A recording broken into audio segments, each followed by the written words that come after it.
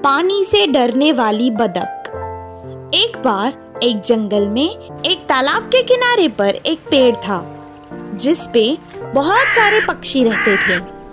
उस पेड़ के नीचे कुछ बतख भी रहते थे। उनमें से एक बतख को पानी से बहुत डर लगता था। उसे डर था कि अगर वो पानी में जाएगी तो डूब जाएगी, इसीलिए वो हमेशा किनारे पर ही रहती थी।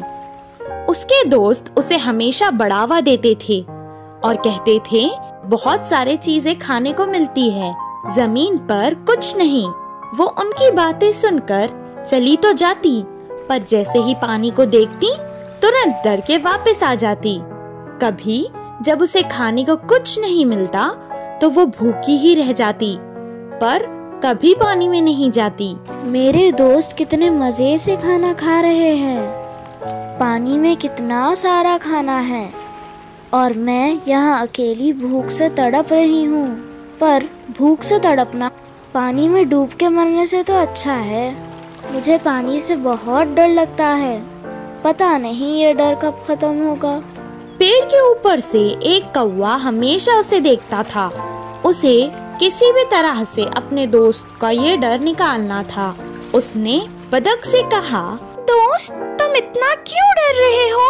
उस बंदर को देखो, वो कितने मजे से पेड़ से लटका हुआ है। और उन पक्षियों को तो देखो, कितने मजे से आसमान में उड़ रहे हैं। इसी तरह तुम भी मत डरो, अपने दोस्तों के साथ जाओ और मजे से तीरो, तुम नहीं डूबोगी। नहीं बाबा, मुझे तो बहुत डर लगता है। तुम कुछ भी कह लो, मुझे पता है अगर मैं पानी में जाऊंगी तो डूब जाऊंगी। उसे समझ आ गया था कि उसे समझाना फिजूल है, इसीलिए उसने एक उपाय सोचा।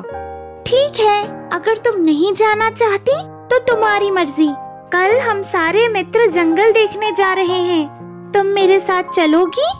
हमेशा एक ही जगह रहने वाली बतख को जब सारा जंगल देखने का मौका मिला तो उसने तुरंत हाँ कह दी। अगले दिन कौवे ने उसे एक जाली पर बिठाया और उड़ते हुए तालाब से ऊपर से चले गए। वो आसमान में उड़ते हुए जंगल को देखकर बहुत खुश हुई और सब भूल गई। तालाब के बीच आकर अचानक कौवे ने उसे छोड़ दिया और वो नीचे पानी में गिर गई।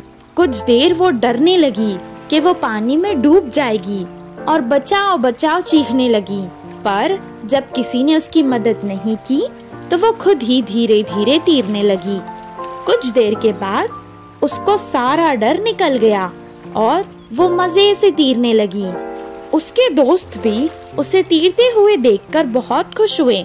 कुछ देर बाद वो किनारे पर आई और अपने दोस्त कौवे से धन्यवाद कहने लगी। इस कहानी से हमें ये शिक्षा मिलती है कि हमारा डर ही हमें आगे बढ़ने नहीं देता। भास और लोमड़ी की कहानी। एक जंगल में माँ हाथी और उसकी बच्ची रहते थे। वे दोनों खाने के लिए पूरे जंगल में घूम रहे थे।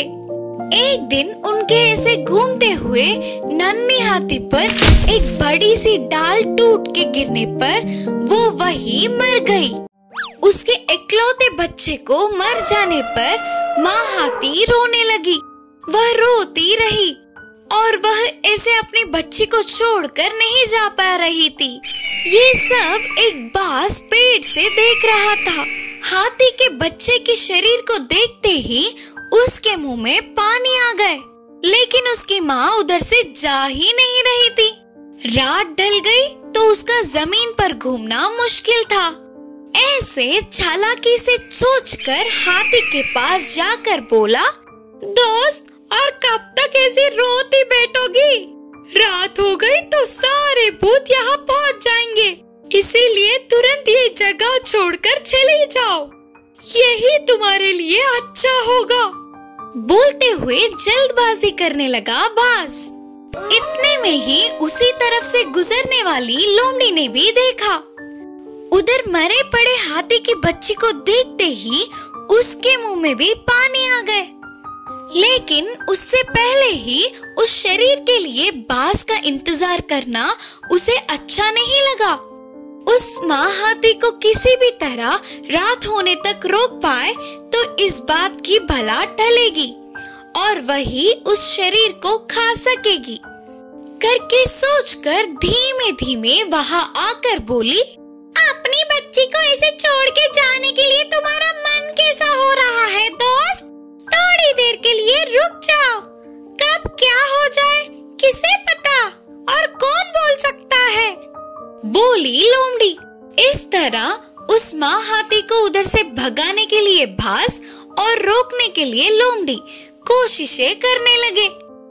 इतने में जंगल की वन देवी प्रत्यक्ष हुई। अपनी बच्ची को दूर होने पर माँ हाथी का दुख देखी। देवी ने अपनी शक्ति से हाथी की बच्ची को फिर से जिंदा किया। इससे माँ हाथी की खुशी का ठिकाना ही न रहा। अपनी चालाक बुद्धि से सामने वालों के दुख को भी अपने फायदे में बदलने की कोशिश करने वाले बाज और लोमड़ी को वन देवी ने बंदी बना लिया और वहाँ से गायब हो गई। इस कहानी की नीति है कि सामने वालों की हर बात अपने भले के लिए नहीं होती। नाचने वाला बंदर। एक जंगल में एक बंदर था। वह बहुत ही शैतानी था। बाकी के बंदरों से खुद को महान समझता था। हमेशा सभी बंदरों से अपनी तारीफें करवाता था। वह उन सब से महान था ना, तो कभी कभी भीड़ से दूर जंगल में अकेले घूमता था। इसी जंगल में एक बहुत चालाक लोमड़ी थी। वह भोजन के लिए सारे जगहों में घूमती थी।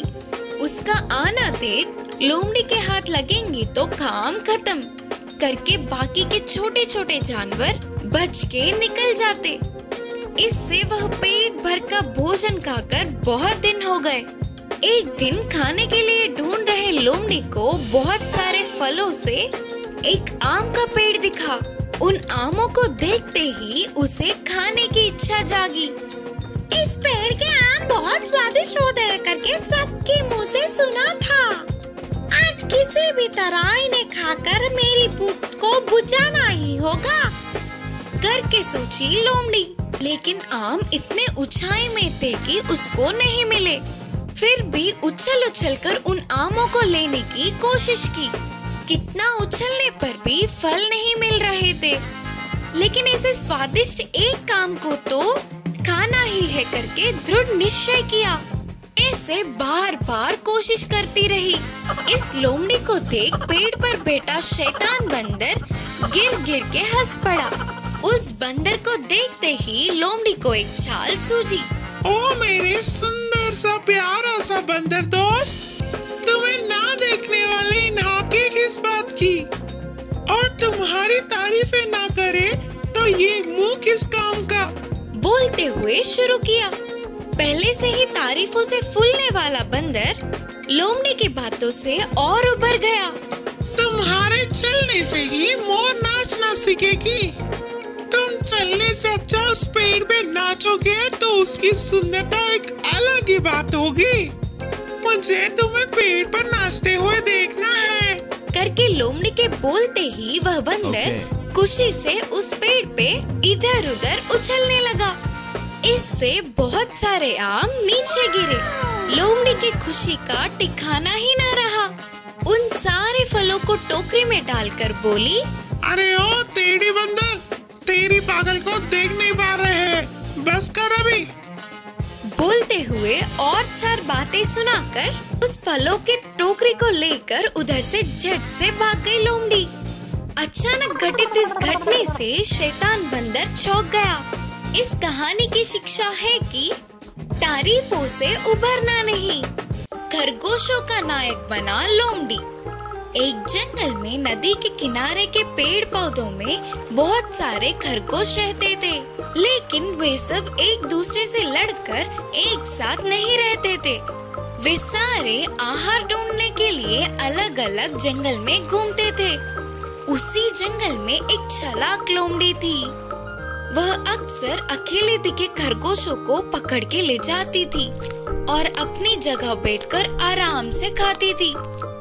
दिन ब दिन उनकी संख्या कम होते जाने पर खरगोशों में चिंता और डर होने लगी। वे सब मिलकर एक दिन इकट्ठा होकर इस समस्या का समाधान सोचने लगे। एक खरगोश ने कहा, हम लोग आहार के लिए अकेले अकेले घूमने पर लोमड़ी हमला कर रहा है। वही अगर हम सब एक साथ मिलकर घूमेंगे तो वो कुछ भी नहीं कर पाएगी।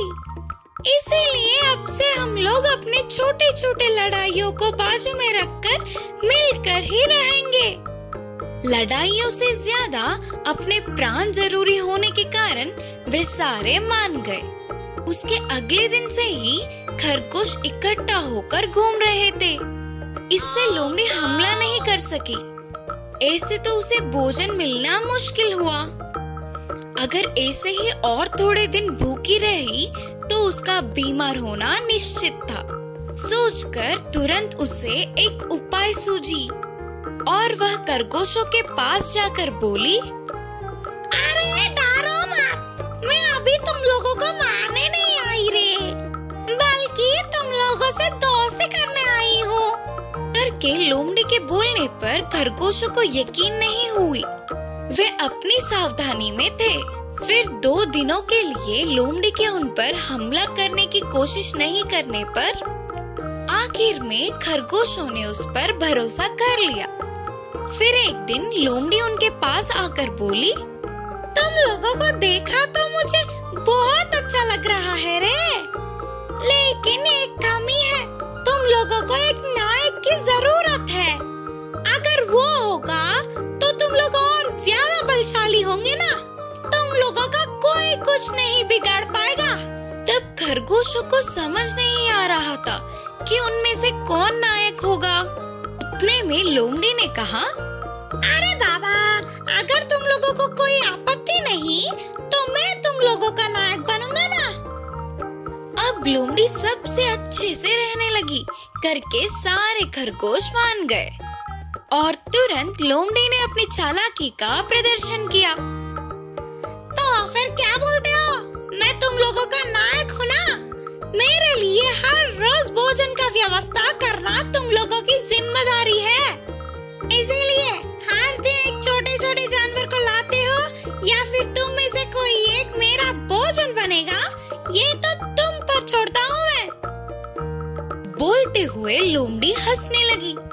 खरगोशों को लोमड़ी की दुष्ट बुद्धि समझ में आ गई और वे सभी एकजुट होकर लोमड़ी पर हमला करने लगे। इससे लोमड़ी अपने प्राणों को बचाते हुए उस जंगल से दूर भाग गई। उस दिन से सारे खरगोश मिलजुल कर रहने लगे।